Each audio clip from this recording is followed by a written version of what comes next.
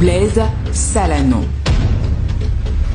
Il serait un jeune acteur politique, membre du parti de Valentin Roudet, ancien questeur à l'Assemblée nationale. Blaise Salanon est interpellé par la justice, accusé de complicité de détournement de deniers publics, recel et association de malfaiteurs. Il sera placé en détention à la prison civile de Misrété. Les enquêteurs le mettent sur écoute.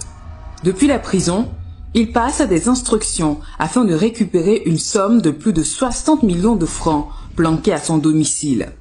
La police file son émissaire et met la main sur le paquet.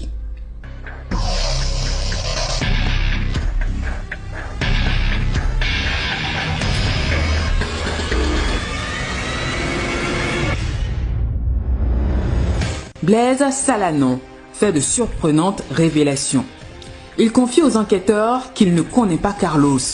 Il serait ami au grand-père du régisseur. Il soutient qu'il était à Boycon quand Carlos est venu le voir avec son véhicule, confiant qu'il avait des ennuis et qu'il devait rapidement se rendre à Lomé. Connaissant son grand-père, il accepte de l'aider. Fin de l'histoire.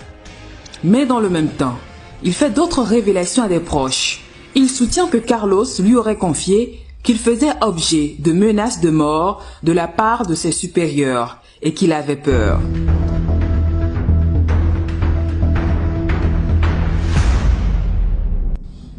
Le régisseur aurait demandé son aide pour des pratiques occultes afin de se tirer d'affaire.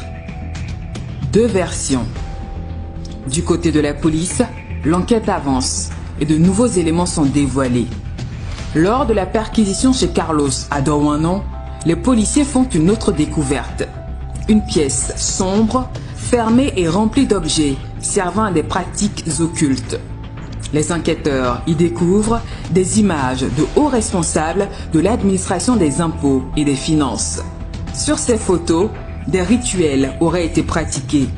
Les enquêteurs relient alors ces actions à Blaise Salanon, qui ne serait rien d'autre qu'un marabout réputé puissant. Qui est donc Blaise Salanon et où sont passés les milliards de la DGID? Les enquêteurs ont une réponse simple.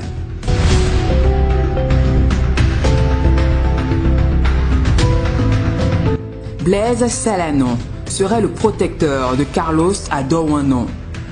Le régisseur lui aurait remis de fortes sommes pour des investissements.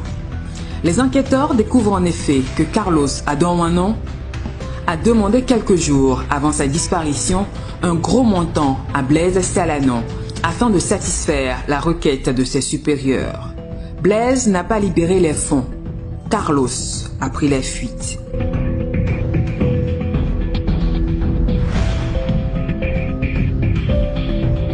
Selon cette thèse, Blaise Salanon aurait reçu des versements réguliers de Carlos à Douarnenez. Où est passé tout l'argent? Mystère. Mais Blaise Salanon faisait parler son cœur à Abomey.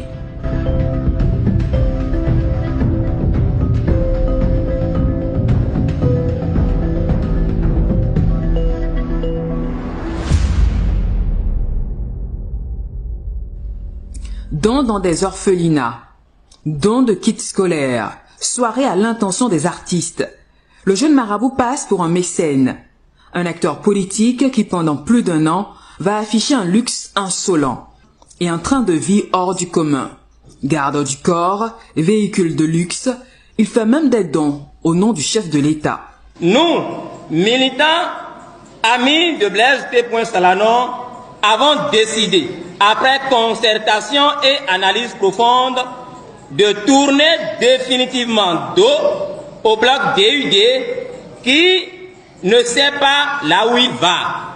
Nous, militants de la 23e circonscription électorale, ayant à sa tête Blaise T. Salanon, avions décidé de rester fidèles à notre engagement de départ qui est celui de soutenir sans condition les actions du président de la République, son Excellence Patrice Talon.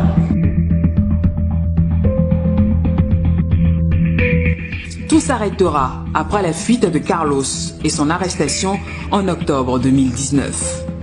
1 an plus tard, l'affaire Carlos demeure un grand mystère avec des zones d'ombre. L'ancien régisseur a été extradé à Cotonou et déposé à la prison de Misrété. Mais les grandes questions demeurent. À quoi servaient les décaissements réguliers demandés à Carlos par son administration?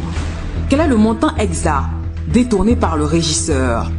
Carlos était-il sous l'emprise des manœuvres occultes faisant confiance à un marabout au point de lui confier plus d'1 milliard de francs CFA?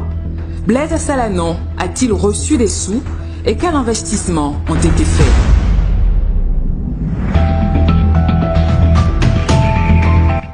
Au ministère des Finances, qui sont les autres complices de Carlos au niveau du service des impôts, puisque le directeur de la gestion des ressources a délivré des chèques à blanc aux régisseurs selon les enquêteurs. Seul cet homme détient toutes les réponses, mais il reste muet depuis sa fuite.